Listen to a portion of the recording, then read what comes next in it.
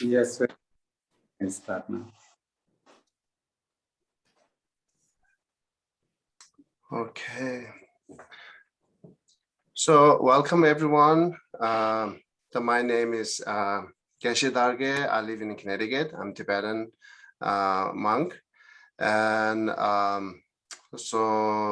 thank you for that, our two speaker, Venerable Habuni Kondana Thero. I'm sorry, the Venerable Yoga Vichara Rahul Thero and Venerable Thaman. So thank you for accepting our the conversation to talk to here. And then also thank you for all participate. And then we try to promote to Buddha Dharma to help in different way or different perspective. So therefore, we try to invite the many different Buddhist tradition to talk on this our panel. So this panel happening every month. We try our best to serve Buddha Dharma and then help all other beings and help to peace the created the world peace through by the sharing our Buddha's lecture and also on. So therefore, as you can see in the schedule today, after the Bande Sudadara will be the convener, and then also paying homage by the Venerable Sembo Sinem, and then meditations led by Venerable Abuna Kandana Thero. That's the same minute, and then after that, we have two speakers will talk each 20 minutes, and then discussion, the question answer, and the conclusions. This is our program today. So thank you everyone again, and please Bande Sudadara. So start it. Thank you, Venerable Geshe Darge. Welcome to Dhamma and Dharma. This forum is mainly for all Buddhist traditions to discuss discuss the issues that are related to Buddhism. That is, we take one topic from which is common topic, Buddhist topic, but from different schools of Buddhism, we give presentations. Then the idea is that it will enhance, expand our understanding of Buddhism, as Venerable Darge mentioned. Today, our topic is karma or karma for happiness. The word karma is very familiar for all of us, and but there are lot of different explanations about karma. So we have two speakers who are, well, is one from Maryland Lion of Wisdom International Buddhist Meditation Center. He's a director of the Meditation Center, and he has been a Buddhist monk for over, I think now almost 40 years, I guess, more than 40 years. Then his training in Buddhism is very long, especially in meditation. I met him in 1970s in Sri Lanka. He was ordained by Venerable Kudavalle Wangisa Nayaka Thero at Tapowane Buddhist Monastery in Colombo, Sri Lanka. Then I was a young monk there. Venerable Yogavachara Rahula Thero is one of our speakers. And then the other speaker is Venerable Thanmang. Venerable Thanmang is is the abbot of Tuvan Buddhist monastery in Morrison, Colorado. It's in Denver area.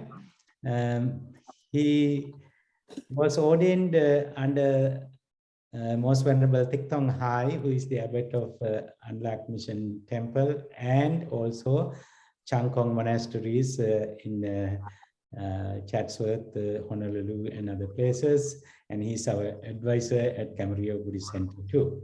And then that is the Venerable Thich Thong Hai. Venerable Thich Thong Hai ordained Venerable Than Mang as his, as far as I remember, he the first ordained student of Venerable Thich Thong Hai. And Venerable Than Mang, I saw him growing up as a young man and very dedicated to meditation and Buddhist activities, and he became a monk. And later he had a rare opportunity to study with Most Venerable Thai Thich Nhat Hanh at the Plum Village monastery in France. After a long time studying with Thai Thich Nhat Hanh, Thai Than Mang came to Colorado and started this Tuvan monastery. And also he started his studies at Naropa University. He has a bachelor degree and also master's degree from Naropa University. The subject area is Buddhist studies, and he's continuing his graduate studies as a PhD student there. So these are the two speakers coming from two different traditions. Venerable Yogacharya Rahula is representing Theravada Buddhist tradition, and his understanding, his experience and understanding of Theravada tradition as well as other Buddhist tradition is also very wide and deep. Venerable Than Mang, his main training is under Vietnamese Buddhist masters, but he has a training in the area of the Pure Land Buddhist tradition as well as the Zen Buddhist tradition too. So I think we are having these very talented speakers, and I don't have to explain more. I would like to invite our first speaker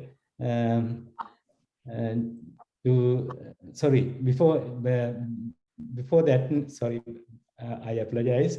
Then the first item is to paying homage to the Triple Gem is conducted by Venerable Shimbo Sunim from Korean tradition. Good evening, everybody. It's wonderful to be here together to study the Dharma, to be in friendship with one another. And let's take refuge together in the Triple Gem.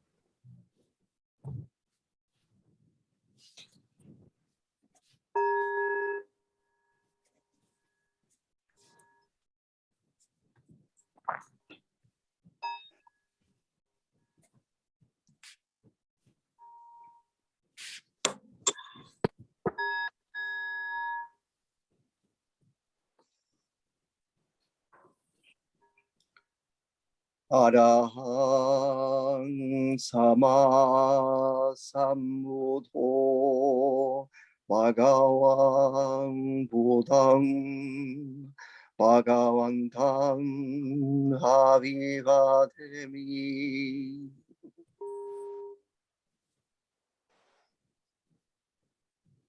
Swakato Bhagavata Namo Dhammang Namasami.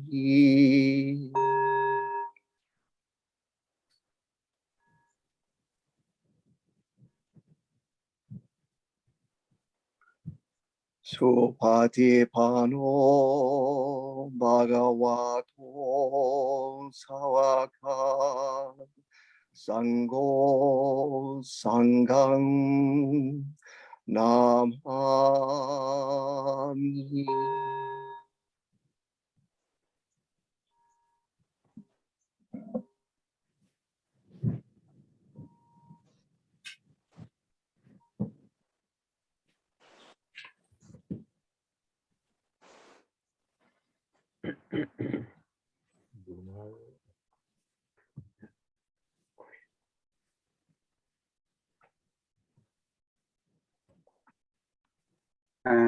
Bante Sudhara, your mic is off. Venerable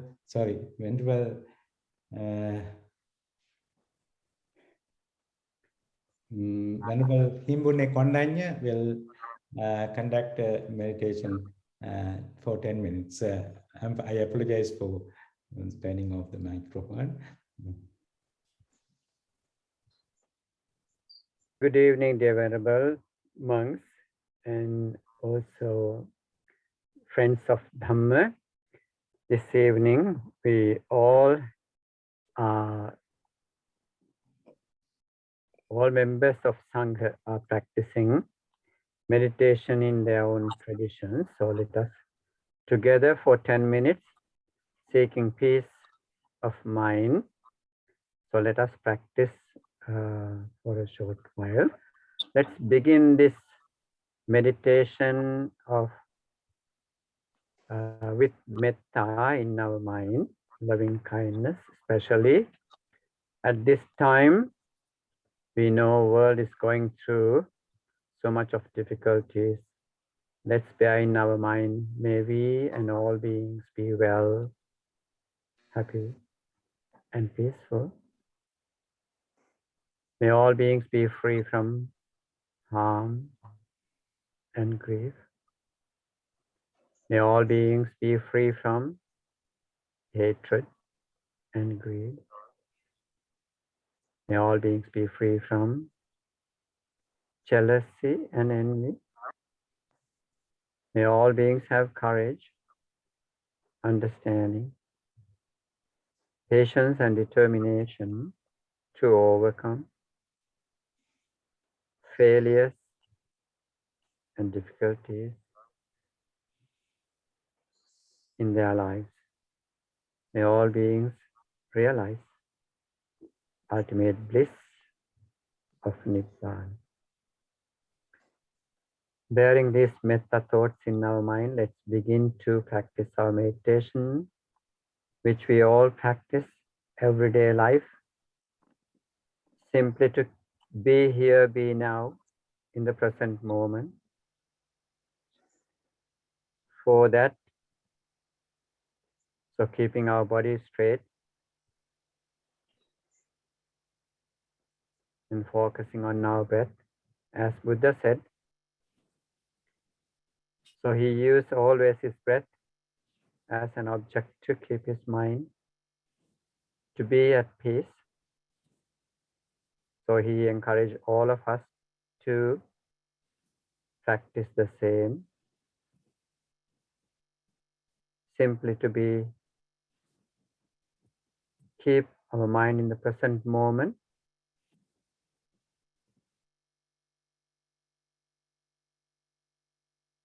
So for a short while, maybe as the way that you used to do, perhaps counting your breath or simply observing your breath, whatever the way you are used to.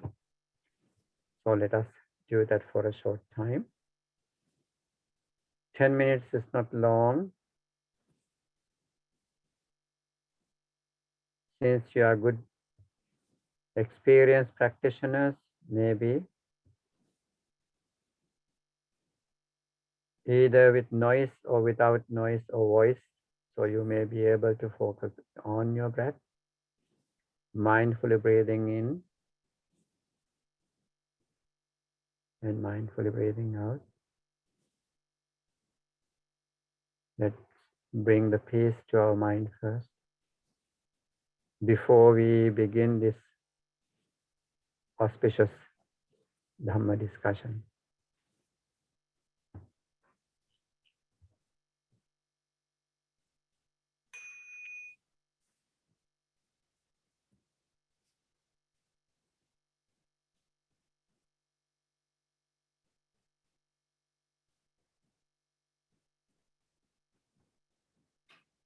Mindfully breathe in.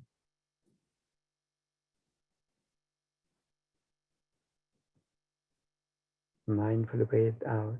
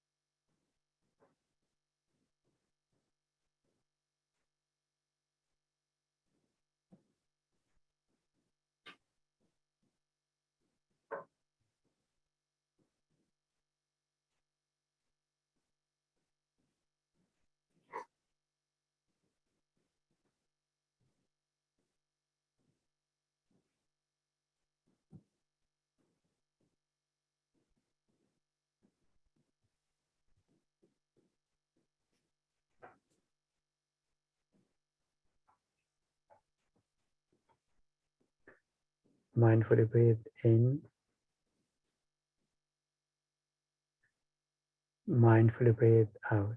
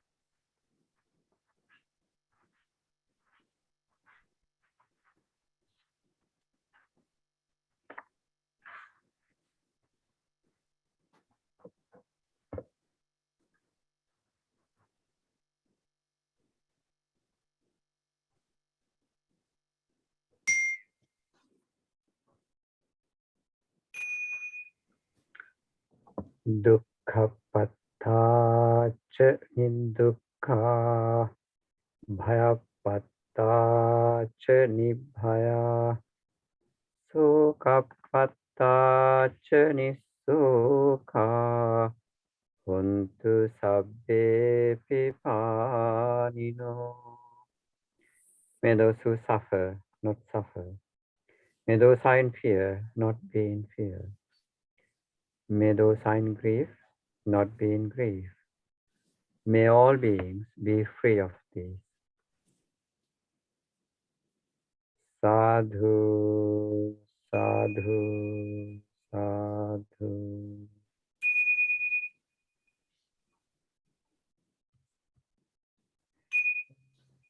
Thank you. Thank you very much. Kondanya is the abbot of Staten Island Buddhist Vihara. Is from Sri Lankan Buddhist tradition and a long time my Dharma brother.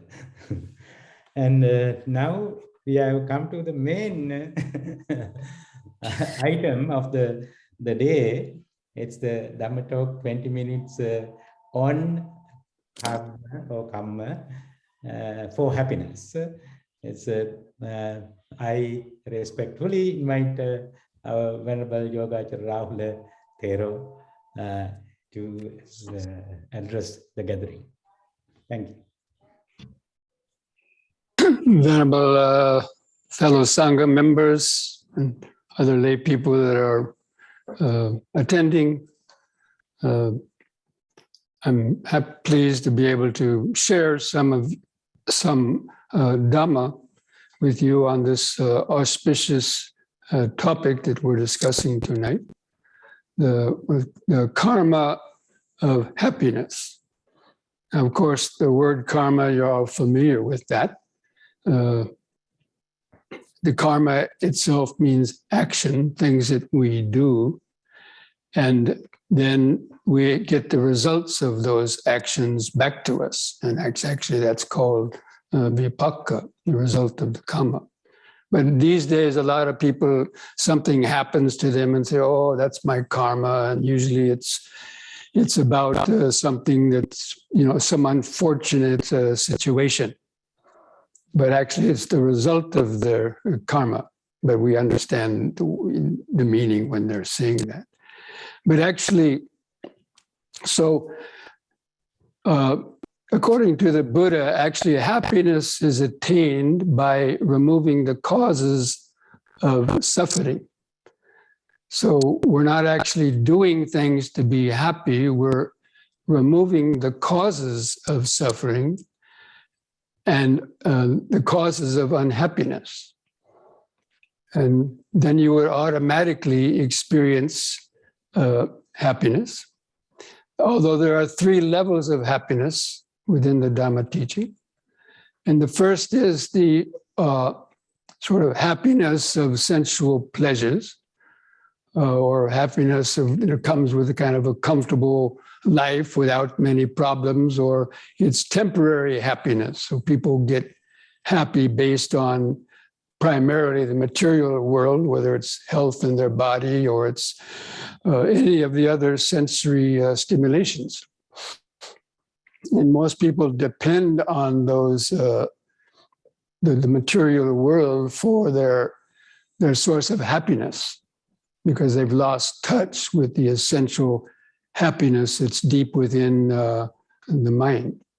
Now, the Buddha talked about the 10 unskillful actions that bring about most of our suffering.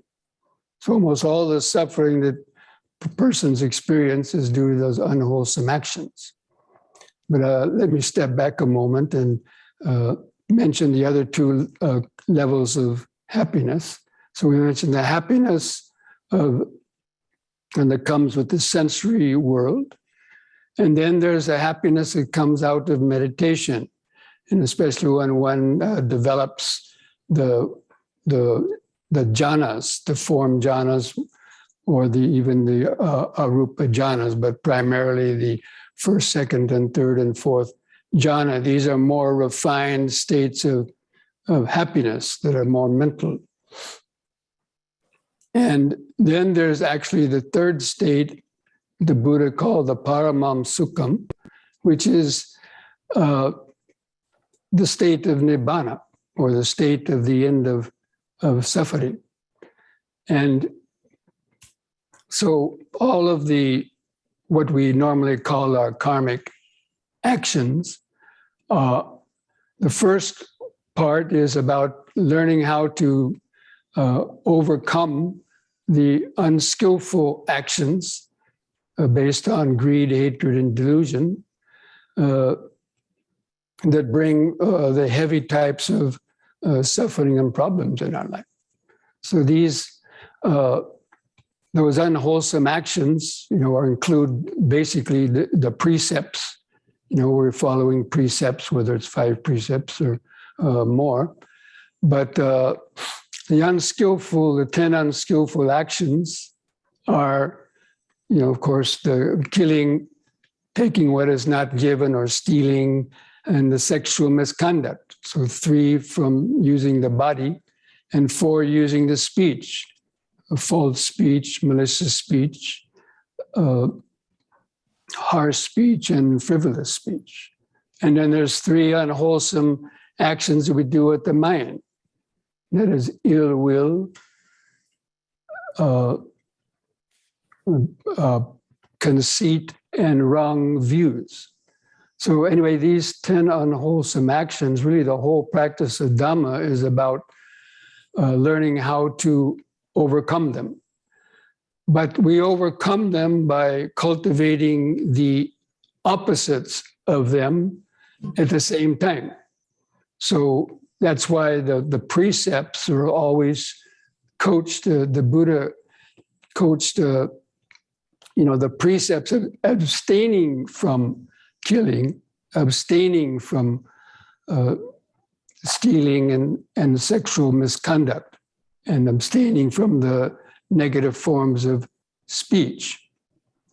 And so, through the practice of right effort is abandoning those unwholesome actions and states of mind and actions, and cultivating the opposite, basically the opposite of those negative actions.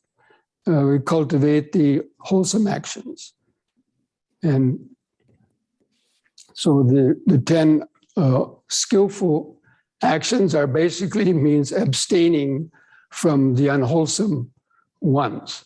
So it's not doing something else specific, it's about overcoming the unwholesome actions. And then one would, because most unhappiness is due to guilt, worry, fear, remorse, not getting what you want, getting caught up in, just self-centered kind of living. So the abandoning the unwholesome actions and practicing sila, you gain freedom from guilt, worry, remorse, and fear. And that naturally elevates the mind. A person will feel more happy and balanced because basically, again, those strong negative mental states of guilt, worry, remorse, and fear from having done those unwholesome actions. So we can achieve that first level of happiness, you could say, would be freedom from the gross levels of guilt, worry, remorse, and fear, and being more inwardly contented, not being so greedy and needing so much sensual pleasures. Of course, that comes about through the practice of meditation. So the karma of happiness is actually,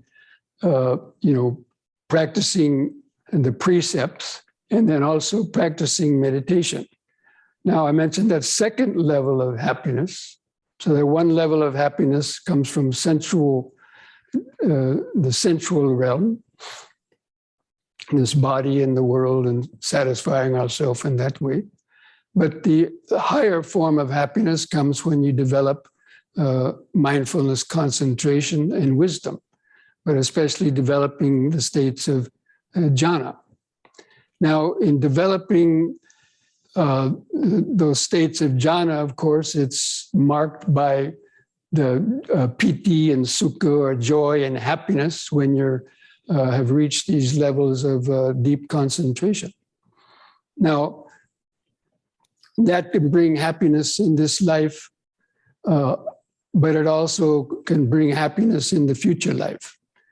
And of course, the karma pertains to gaining happiness in this life, but if we haven't attained the full enlightenment, then the results of that will carry on to a future life.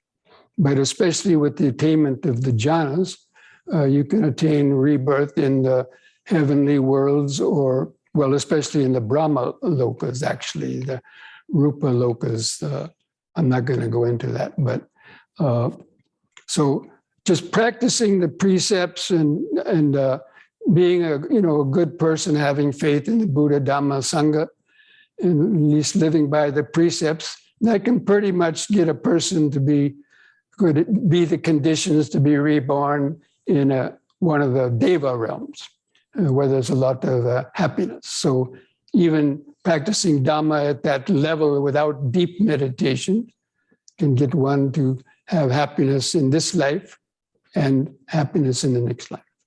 But by developing the jhanas, and if you happen to develop the jhanas to a very high degree where you can go in and out of jhanas at will, or stay in these jhanic states for a long period of time, or even die when you're in a jhana, then one can be reborn, as I mentioned, in these Rupa Brahma realms where the lifespan is very long. Although, so now the third level of happiness, it actually goes beyond the karma. So, I mean, when we practice meditation, meditation is one of the most strongest forms of creating good karma. All the three categories of dana, sila, and bhavana, these are the ways we create merit. And that merit is the merit of having done these meritorious actions and following precepts and the meditating. So, and following the precepts and meditating, dana, sila, and bhavana. But when one attains enlightenment, actually one goes beyond the karma and beyond sort of happiness, so-called the paramam sukham.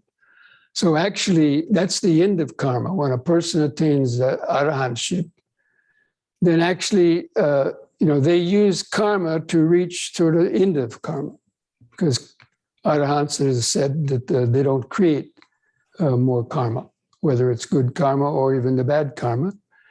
What they do for the rest of their lives is what is called kriya karma, or just a functional karma. So they've gone beyond the creating of the karma. So anyway, this actually, according to the Dhamma, we don't have to do really things to be happy. That we only have to remove the causes of the suffering. And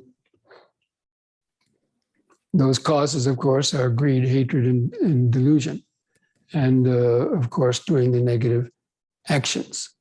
So as you purify the mind of greed, hatred, and delusion, and doing all the skillful karmas, and creating, developing, the Noble Eightfold Path, dana, sila, bhavana, or sila, samadhi, and panya, however you are relating to that.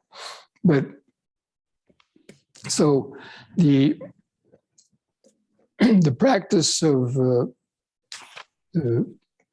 creating we don't have to actually create karma just to remove the causes of karma, and we'll automatically be happy.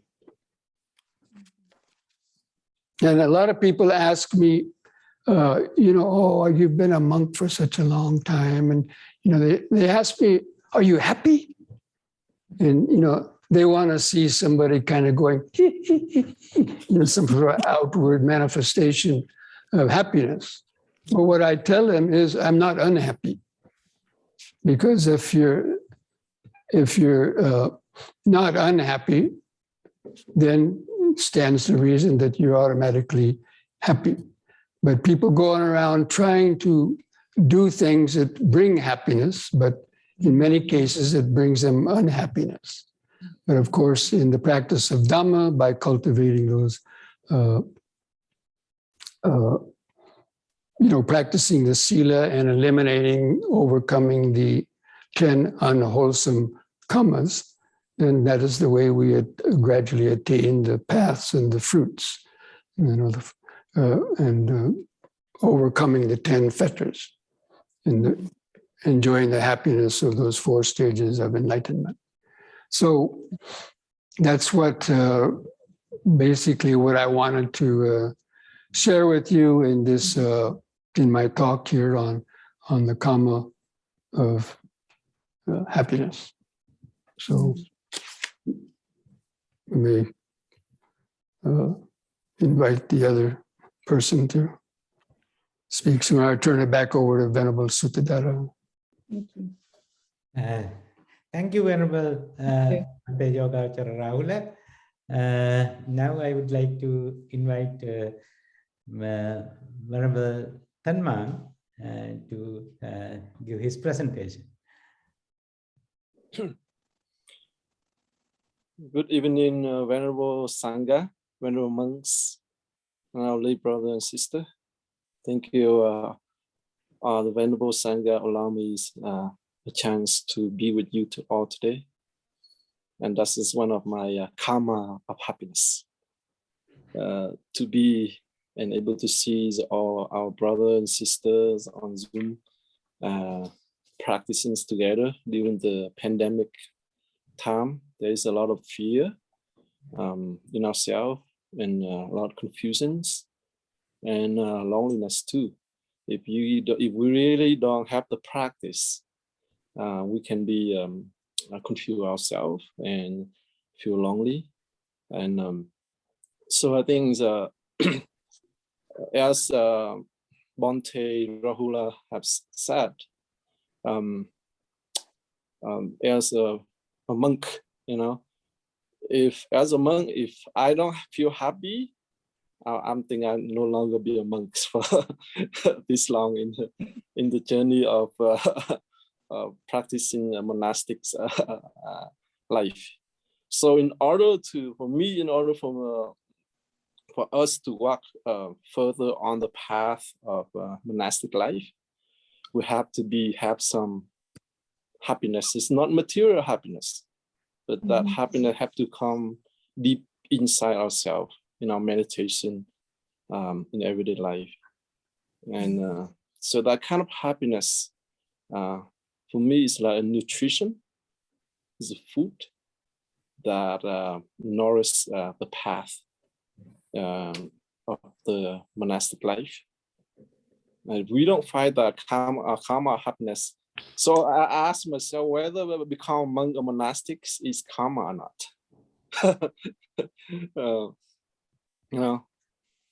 And last Friday, I have a student came and he had 3 pages of questions about life, and come to me and he say that Thầy, that is I have a lot of, the more I love, the more I'm suffering, even in my relationship life with my family or even with my girlfriends. And he asked me, whether is that my karma of suffering? And so people have a negative connotation when we mention about karma. Especially, I don't know, in the West, there's a lot of misunderstanding about karma. And as Bhante Rahula had mentioned, and it's say that karma is an action, it's a neutral action, and whatever intention we have behind that, that bring to the fruit, or karma phala, the fruit or the maturations of the karma. And for the karma happiness, that we have placed our intentions into the actions, whether it's happy or unhappy. So today I would like to share with all the Venerable Sangha monks and our brother and sister on the 4 immeasurable mind. I think in Mahayana or Theravada tradition, doesn't matter. We all have to walk on the path, on the journey of life, and that embedded in us the four immeasurable mind. And if we really practice the mind of love and kindness, so that guy who came to me with a bunch of questions and say that, hey, I love so much in my heart, but when the more I love, the more I've been suffering. And sometimes in the journey of life, we all have to have love or love and kindness. And that is the mind. If we really practice that mind of love and kindness in our everyday life, and I think love and kindness is a nutriment. It's a food that we all need. Whether we are monastics or we are lay friends, we all have to have some kind of love and kindness in our hearts to enjoy the moment. And I told the guy, when you have authentic love, and then you will resolve all this question in your life. And sometimes our love is, we have condition for that. Expectation, condition. And sometimes even in monastic life, we practice monastic life. Sometimes we have a condition, we have, in order for us to have some kind of a little bit of happiness, we might have some kind of condition. And then if we attach to that kind of condition, and we can make ourselves unhappy. So I tell the guy, if you go home and study and practice a little bit on love and kindness, and you have to experience that, cannot say by language. A lot of time we get caught in language of love and kindness, and we don't really truly emerge ourselves or digest that kind of love and kindness in our mind, in our everyday practice.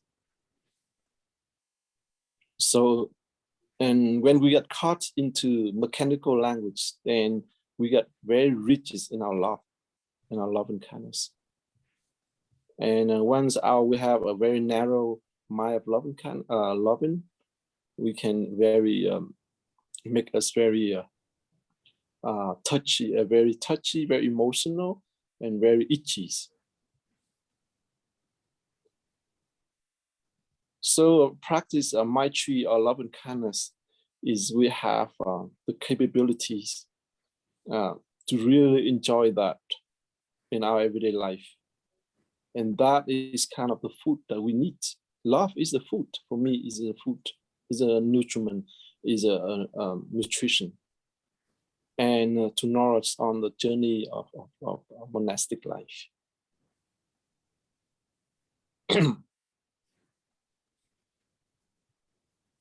And love and kindness is one of the very fundamental teachings of the Buddha, one of the mind that.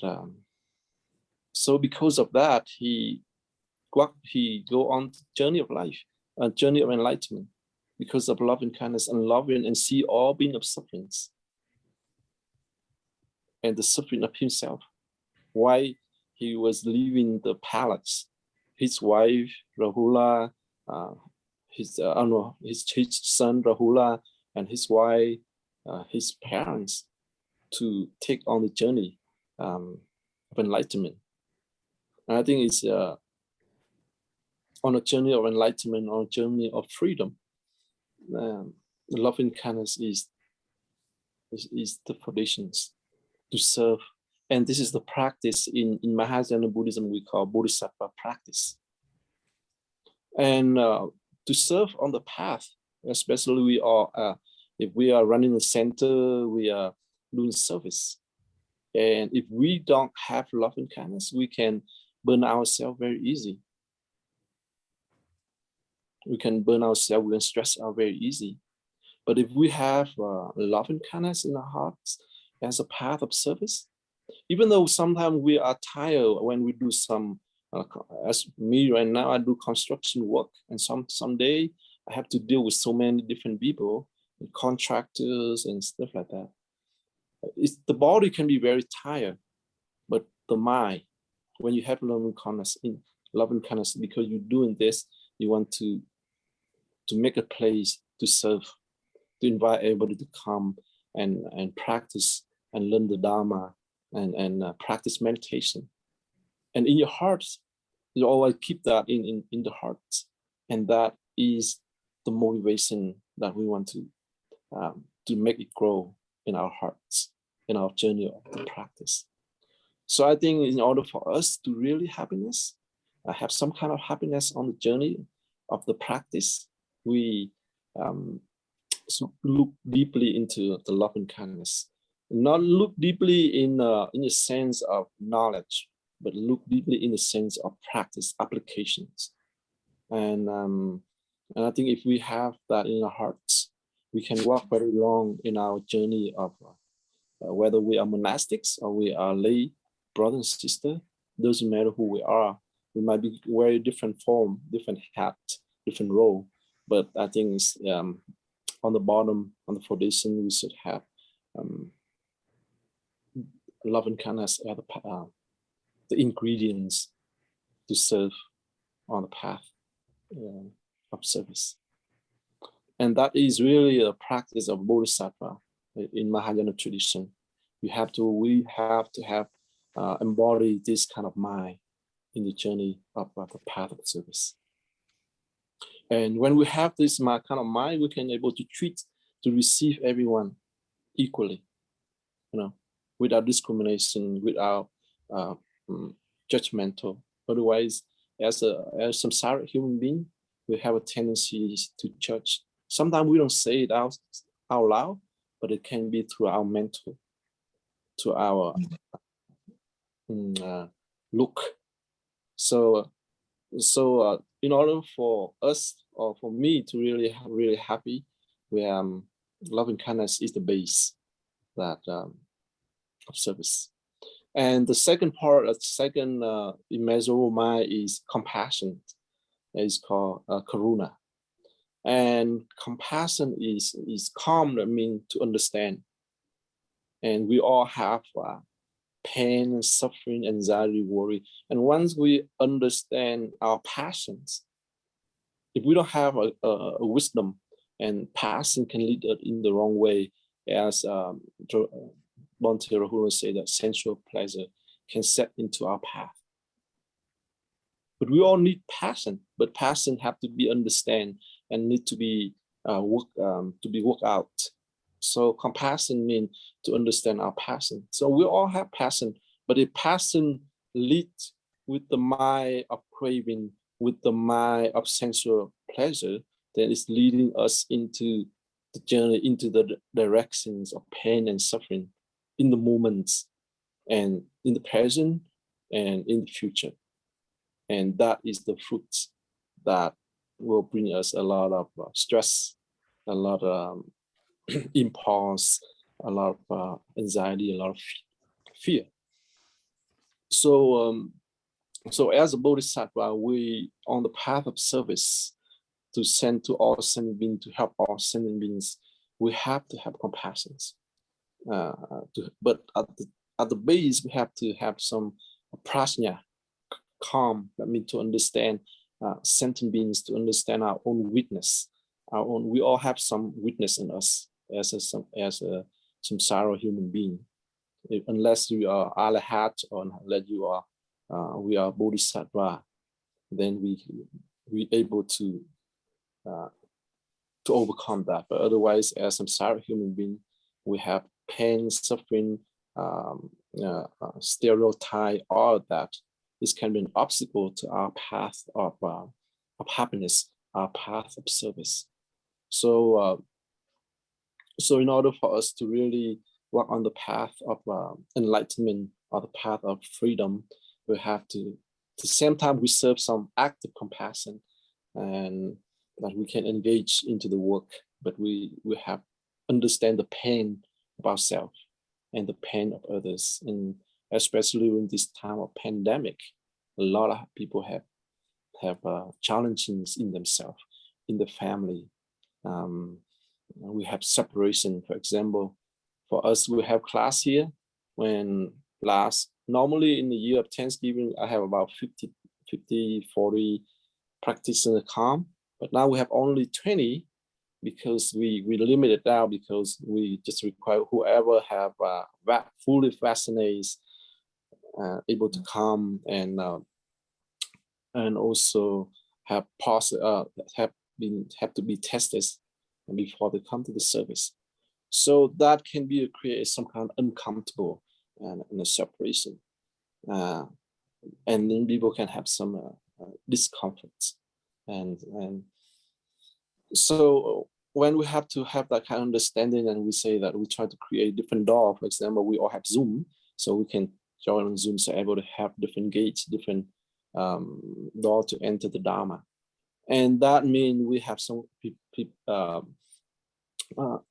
provide some skillful means, different doors for people to enter Dharma, so they can encounter the Dharma and practice the Dharma to help them to understand their own pain and suffering, their own challenge.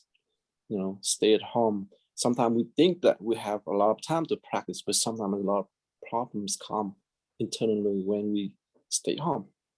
So that kind of pain and suffering, once we have compassion, we open different doors. For example, without pandemic, I probably don't meet all of you on Zoom, able to have a chance to see each other on Zoom. There's a different door too.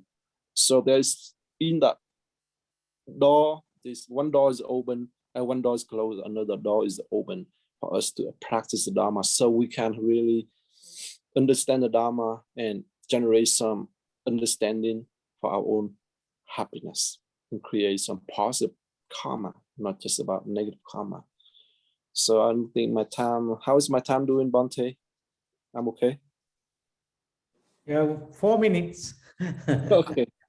Yeah, so you can have more. It's okay. And then the next one is mudita, is joy. So as I say, on the path, on the journey of the freedom, we all have to have some kind of joys. In the lay friend, we go to party, we have some joy, but after that kind of joy, there's a lot of things that we have to work out. And sometimes more sadness, more pain and suffering after the party. But for us as monastics, I think for me, meditation is the best joy that I have on my journeys. Without that kind of practice, I don't think I last long in the journey of the practice every day. And that meditation is like, for me, is like a food, spiritual food. It's kind of nutrition, it's kind of nutriment, and take that as my joy.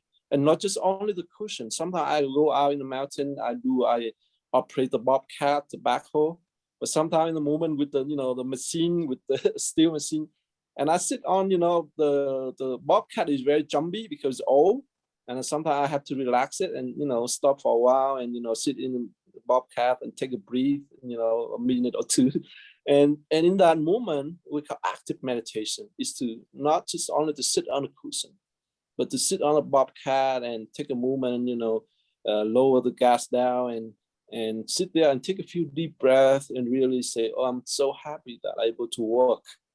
And the machine is my bodhisattva. One bobcat can work equally 10 people.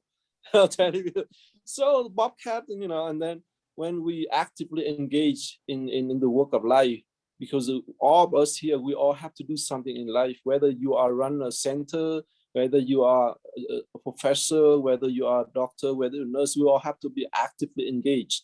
But how can we deal in that engagement in the work? How do we produce joys? That's important. How do we produce joys so that we can really don't?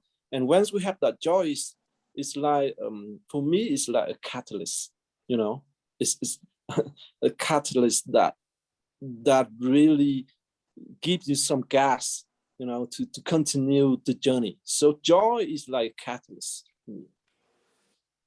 And then if we have that choice in our life, we don't burn ourselves out on the path of service or on the path of the practice. Why some people they join the practice for a while and they drop out? Because they don't find that kind of joy, the true choice in the practice. And if we really find the joy in our journey, and we really will last very long for us, on the path, and on the path of service or on the path of practice also. So everything we do about life is to be happiness, about joy. That's the purpose of life, to live in life. To practice is to have some joy, is to practice to have some happiness. And then we have that kind of joy and happiness, then we create a positive karma. And that positive karma invite other people. They'll say, oh, why that monk, he works so hard, but he's so happy, he's so enjoyable. And then we can invite other friends, say that amongst life is not something not something about not like just a negative karma to be a monk. To be a monk is to enjoy, to work with ourselves and to find the joy, the love, the happiness as a monk.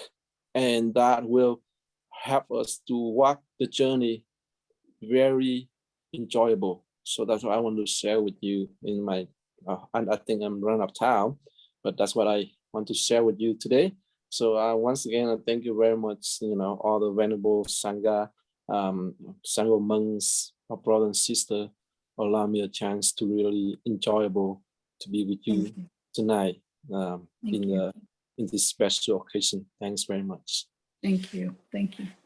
Thank you, Venerable Tanmang. And now it is the open forum for asking questions. So, and if you need any clarifications, what our both venerable speakers presented, and we have now it is we have half an hour, right? 30 minutes. We have to finish in 30 minutes, right? 30 minutes of time to discuss.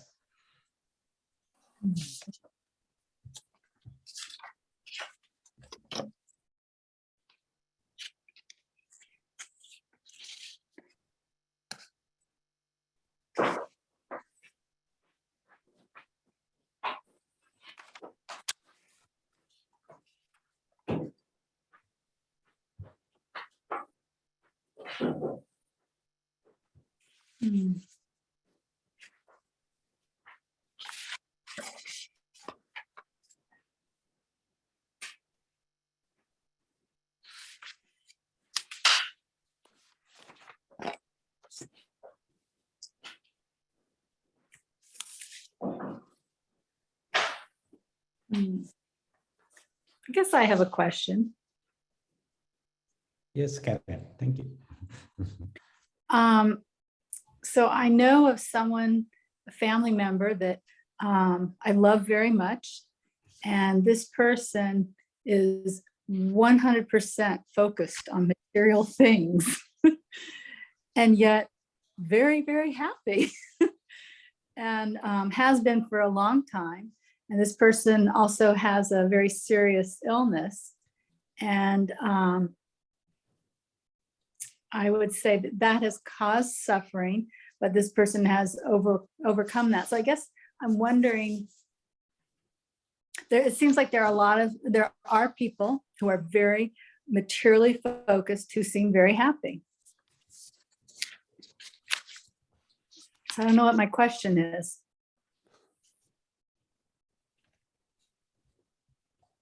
Well, I'll make a comment on that.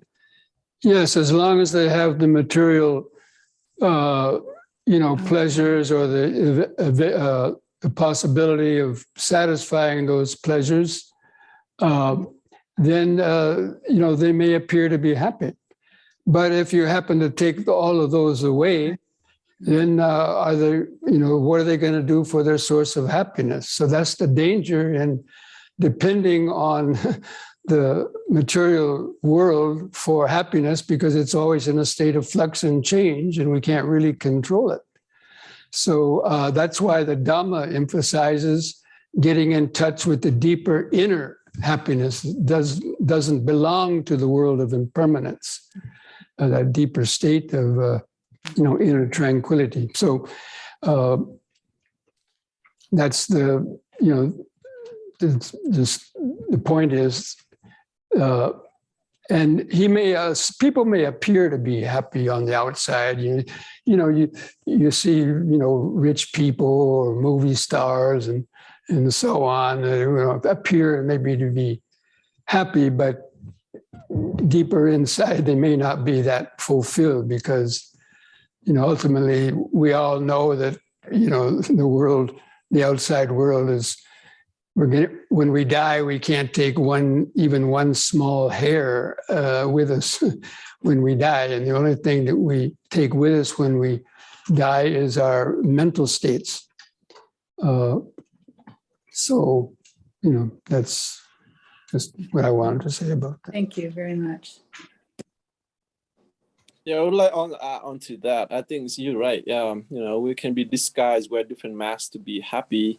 And it's real test is when you encounter some kind of illness, and then in your bed seat, are you really happy? And then you can sometimes for example, when you are handicapped, you've been happy, you're able to walk and you're able to control things, you are moving around yourself. But for example, suddenly something collapsed in your body and you're on a wheelchair. Are you real? And then you have all the material. Are you really happy in that moment because of your mental state? So you cannot look at the people and say that, oh, they are very materialistic, but are they very happy? But as you said, if taking away of that, and at the moment on their last breath, are they able to, they're mentally happy and their path is clear in front of them, or they are very confused in that moment and all the belonging is now no longer in their hand, and their children fight for their material thing. So we cannot say, we cannot look at the appearance and say that person they feel very focused on material and happy in that moment. They can be disguised themselves, but at home and go to their bed, they might cry on the pillow. Right? So we don't know that unless you know yourself more than other, and we just only know ourselves how much we are really truly happy internally in the moment that we are in a very dilemma situation and mental dilemma, and we're able to be calm enough to look at and say, oh, this is just material, I use it doesn't matter. But right now important is I realize that life is impermanent. I have my mental state is calm and clear, my emotion are able to master my emotion, and so I'm not very pissed off at my family, people who are not. When I'm rich, everybody come and be my friend. Now I'm on the wheelchair, nobody visit me, and you will be sit there and blame other people. And so it's appearance and material when you're healthy, it's not saying yet until you really encounter very misery life, and you can able to smile at that moment and say, oh yes, that person is truly happy, whether the absence of material, the absence of their health, but they're still able to smile with the sickness, with the illness. And so I just want to add on a little bit of your Thank you concern. very much. Thank you.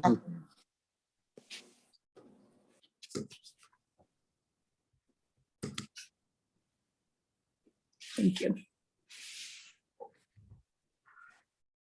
I have a question that how do you understand pleasure and happiness? Are the synonyms, or do you have different explanations about it? Just first from Bhante Rahula, and also for all of you.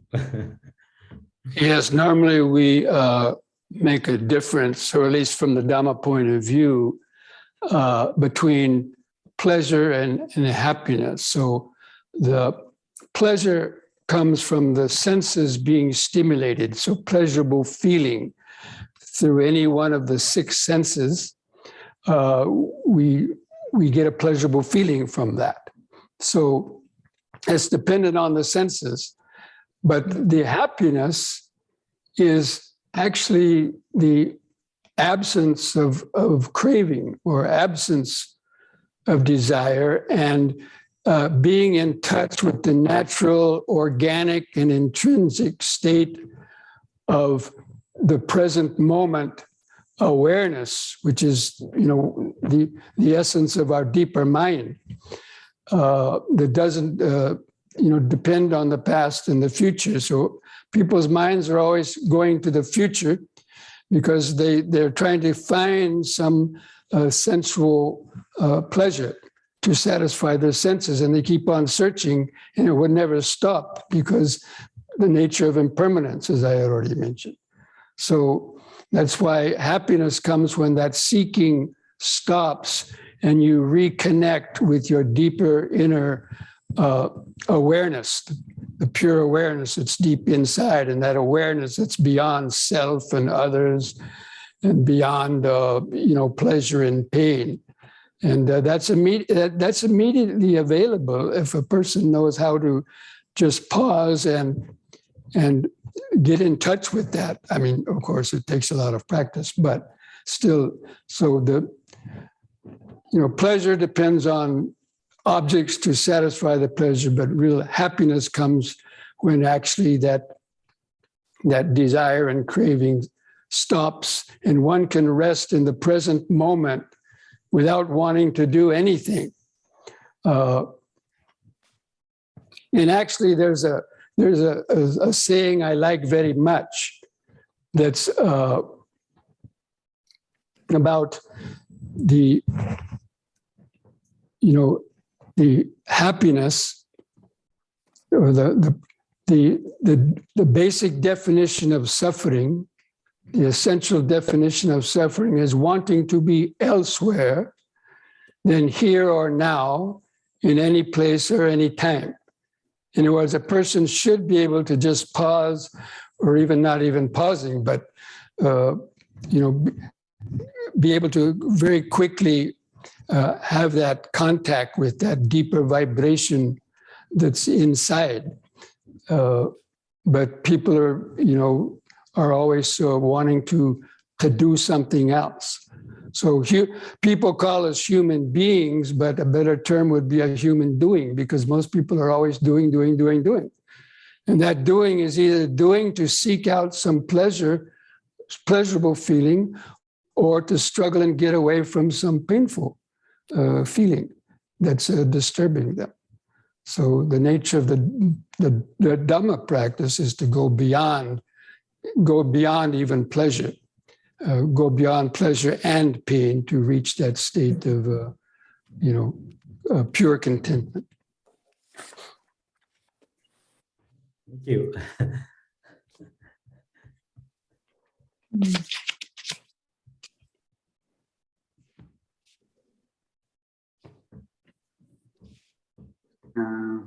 I have a question too.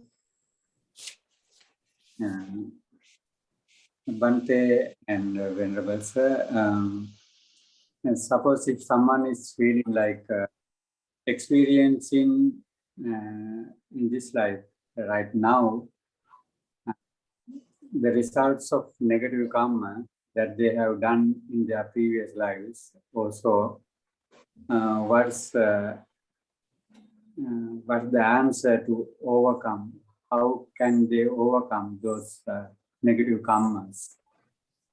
And is there anything that they can do to get rid of that negative feeling and proceed towards happiness?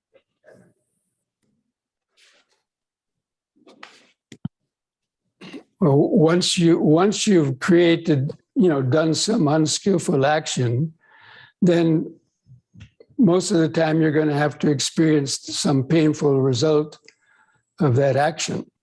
And so you can't really erase it in most cases, except for attaining enlightenment, perhaps. But so what a person has to do is not to continue creating the negative karma, and to cultivate the opposites, the opposite of the negative actions that I had mentioned earlier in my talk, to eliminate the 10 unwholesome actions and cultivate the the 10 wholesome actions to act as a counterweight. So, the right effort of the effort to abandon unwholesome states that come to you, and the effort to create the wholesome state. So the creating the wholesome state is an antidote to the negative state. So that's about the only way that a person is going to prevent the karma from continually to come back to them over and over again, is by eliminating those or overcoming those habits. But one can only do that through meditation. Really, observing precepts. So precepts is one way. That's a kind of an outer restraint. But then the inner restraint comes through the practice of mindfulness, and of course, developing concentration. Thank you. I would like to add on that. I think it's once we plant the unwholesome seeds, unwholesome actions in the previous life or even in the present moments. But the things here is you have to have the path to get out of that, and is to accept that. Don't a lot sometimes we do and we deny that, and we put it, marginalize it, and it's still there. Even we marginalize it's still there. The important is to accept that, we have some negative here, so what can we do? To have to pilot the path of meditation and mindfulness, as we say, and continue to plant more wholesome seeds to replace that. So, and accept that. For example, you say, I have a wound, but you just refuse, just reject that kind of wound in yourself. And the more you reject, the more it's build up the resistance. So important is to understand that, to accept that, and turn that in, and then work that through love and kindness, so that you can try and embrace that, embrace the wound, and then slowly the wound get healed through your kindness, your love, and your understanding, and you start to accept yourself more instead of feel regrets, feel low self-esteem. So important is we all have some kind of negative. Even me as a monastic, sometimes we have that. The important is we have the path of practice to transform that into, just like as Thich Nhat Hanh always say, you have to turn your mud into lotus. So your negative is like mud, trash into flower. So the path of Buddhism never reject anything. We accept our negative energies and we turn that into, with the mind of strength, the mind of love, we turn that into strength. We digest that and we turn that into strength and something that we can work with. Without that, we cannot grow. So we learn to grow from that. We learn the mistake that we make. We learn the things that we didn't do unskillfully. And then we learn to transform that and to turn that into, and then we have to be patient with that too. It's not just only 1 day or 2 days. Stop, as you say, stop doing the negative actions. And now more commit ourselves more into the positive, into the practice. And you have to be patient with your friends, with your unfavorable friends. That's unfavorable friends. You have to work with your unfavorable friends and turn that into your favorable friend. And that's our job, is to do that. We are a transformer agent, right? So that's what we work to. We all have some negative. Doesn't matter what. Don't say that I'm a monastic, I don't have negative. We all have some kind of craving, but we recognize that craving. We know that craving. We know that the more we go on that trend, we are on a path, we'll make ourselves more suffering. So we're aware of that, we're mindful of that, and we make the commitments to continue to practice on the journey of sila, right? Mindfulness. And we have to make that commitment, and we have to have motivations and to do that. And we have, friends, we have to change the environment. If you are in the environment that's always provide you with negative energies, with negative thoughts, you have to change that habit. And we have to connect with ourselves with a supported environment, especially go into the practice center, go to retreats, for example, and not to reject, not to marginalize, but to look at it and to work with it. And that's what we do. In Buddhism, we never reject mud. Without mud, there's no lotus. That's what you can always, my master always say that. And without trust, there's no flower. We have to decompose the trust to turn that into the rose for the next spring. Right? So that's all I trust, that's all I garbage. And we all carry the garbage, that bag of garbage when we come to this life along the journey. And that's why we work on the journey of the practice. And that's what I want to say a little bit more on that. Thank you. Thank you. Thank you. Bhante, I have a question. My question goes to Bhante Rahula. Based on karma, moral justice or a method of reward and punishment can be considered as karma? Can you repeat that question again, please? Yes, Bhante, my question is moral justice or reward and punishment can be considered as karma? Well, the it's karma by practicing, obeying, living with the laws of nature, and so if we're not living within the laws of nature, then that's when suffering arises. So anyway, karma.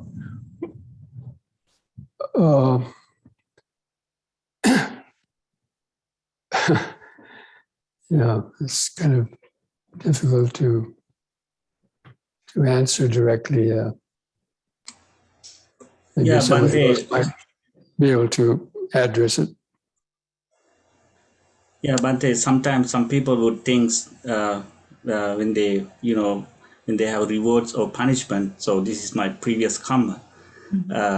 So just we need to clarify, is it based on karma or beyond that? I mean, because things happen to people?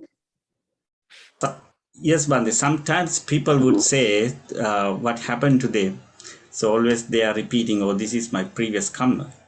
And then they get punishment, or sometimes when they receive something, rewards, or whatever else, sometimes they would think, oh, this is my karma. Oh, yes. So Well, in their day-to-day life. So this is basically what I need to clarify from you, Bhante. Yeah, a lot of it is karma, of course. Yeah, if things happen to us, the Buddha has given, several big discourses on the nature of karma, and it's our actions that follow us around, and the results of receiving the results of those actions. So people say that's my karma. Yeah, in a way, it is. It can be. Most of it is. That's true. A lot of people don't like to hear that, but especially with illnesses and other kind of things, not everything necessarily is karma. Like just getting a cold or something, or somebody says, oh, what did I do in my past life to get a cold? Or, some little thing like that. It's just having a human body is the karma for why we get sick, not necessarily something specific that is, that you did necessarily. But the fact that we were born in the first place makes us available to every single possible experience that comes to us, whether it's good or bad. But we planted the seeds of those, in the past, and we're planting the more seeds in the present by what we do.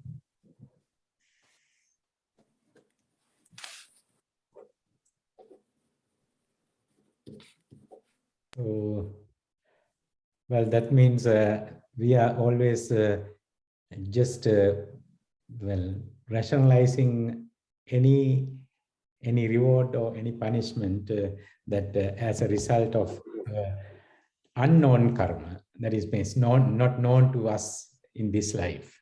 But if it is present life action, as a result of that present life action it comes, then of course it is also karma too, right? Yes. But I think when we say that, if with the energy of passive or active, when you say, "Oh, it's my karma," and you not do anything to change it, you become very passive with your karma. And but when if we say that, "Oh, it's my karma," can I do something to change it? To change my karma patterns. So it's depend on when a lot of time we say that, "Oh," with a passive mind. So we don't really do something to change that, to make that. So important is how our energies and how our motivations toward that when we say that. And then I just want that. So thank you. And now it is, well, there are 5 more minutes. Should be, well, I think that all great things, even whether it is so great, but it has to come to an end, right? So, but of course, this is a monthly event. We can continue if we need to discuss more of the same topic. We can continue, or also, well, we will decide upon the request as well as then the discussion among our Sangha members from all traditions. And then well, now it is let us go into the last part of it. Then well,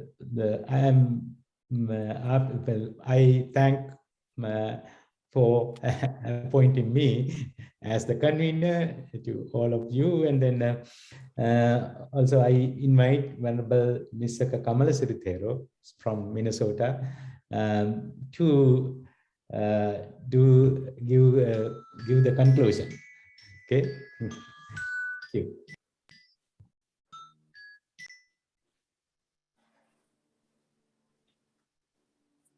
Reverences. As a conclusion, I like to say that everybody has agree with that the karma will help or would be help for the happiness. However, some think that karma is the punishment for human sins. Some go further and think that karma is the punishment imposed by the Buddha. That is big misunderstanding about the Buddhist theories and explanations. But the karma is a natural process. What Buddhism has done is only explain the process of karma. That explanation is similar to the meteorological department's analysis of the weather. Weather does not belong to the department, and the subject of karma does not belong to the Buddhism. The Buddhism is only interprets it. I think the Bhante Rahula, they also explained how to theoretically he explained it theoretically, and he explained how to karma is used for happiness and its steps. That was very important thing, the step by step how it helped to the happiness.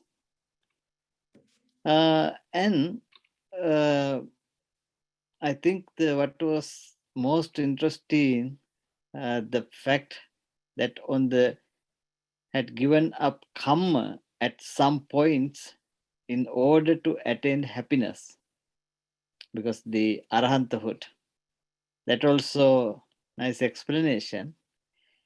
And Bhante Rahula theoretically talks about the karma, while Tikhman talks about its use. There's example, bodhisattva practice and monastic practice, how to help to happiness. That is, therefore, it is good combination today, because the Bhante Rahula's talk was theoretical side, and Tikhman's talk was the applied side, the practical way. Therefore, it was good combination today, and it was clearly very clear. Otherwise, within our experience about the topic of the subject of karma, if we start to discuss, it is definitely endless discussion. That is the happen in the history also. Therefore, I am happy about within limited time we discuss what we need for this subject. And I was thinking about the Milinda's questions. In one question he said, the monks has done bad karma or akusala karma in previous life. That is why they homeless and begging in the streets. Mhm. Then when the Bhante Rahula and when Tinman explain about the karma, it is remembered to me what is the Nagarjuna Nagasena's answer was that. Both of the answers were based on Nagasena's theory. Therefore, this knowledge is come from the ancient time. Still, we can use it in this part of world and not only the other world. But this is very important. The thinking way, the view, the positive view of karma. Thank you for everyone. Thank you. And thank you for all the speakers. And then I just, my job is over now. I'll hand over this to our founder of this whole forum, Venerable Dhammaloka, who is joining from Colombo, but his permanent residence is in New York. Thank you, everyone. Thank you, Venerable monks, who gave the Dhamma talks today and who conducted meditation and paying homage, and Venerable Suddhara and Kamalasiri, and also Venerable Geshe, also for making this possible to happen. And with joint effort of everyone of us who participated also, we conduct this program monthly. And so it's important your participation actively with your suggestions and questions too. Sometimes maybe not just you, maybe for the others, you be able to ask your questions for the benefit of others too.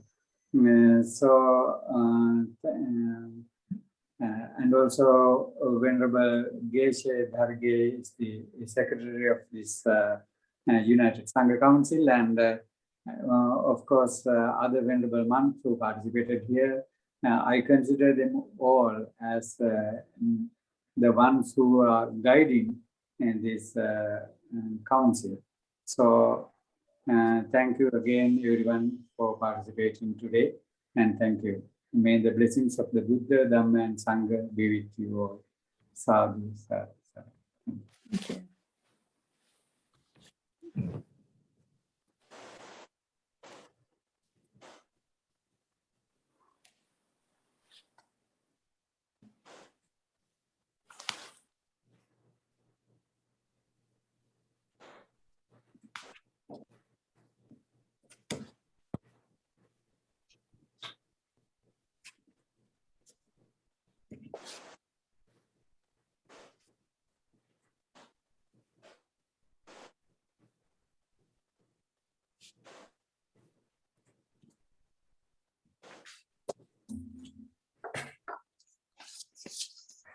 Sorry, Bande, its light is gone here.